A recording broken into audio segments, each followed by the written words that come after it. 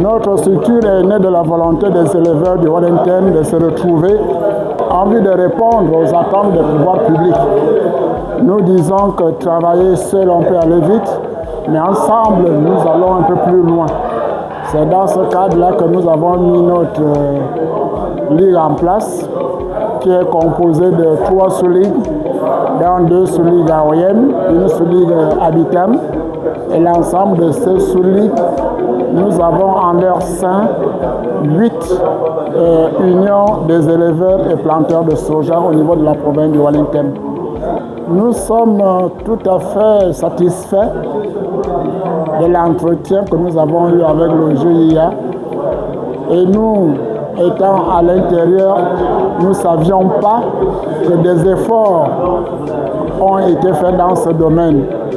Nous disons qu'il y a un problème de communication pour que ceux qui sont à l'intérieur soient outillés au même titre que ceux qui sont à Libreville.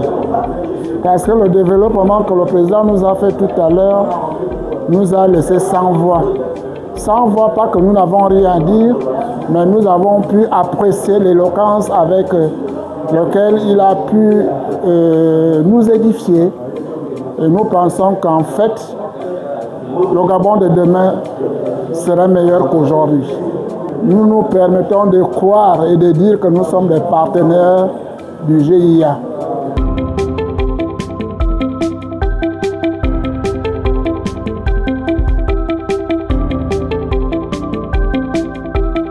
Nos attentes aujourd'hui sont en réalité de rencontrer les différents éleveurs et agriculteurs qui ont reçu notre message, soit par des connaissances, soit par la voie des médias.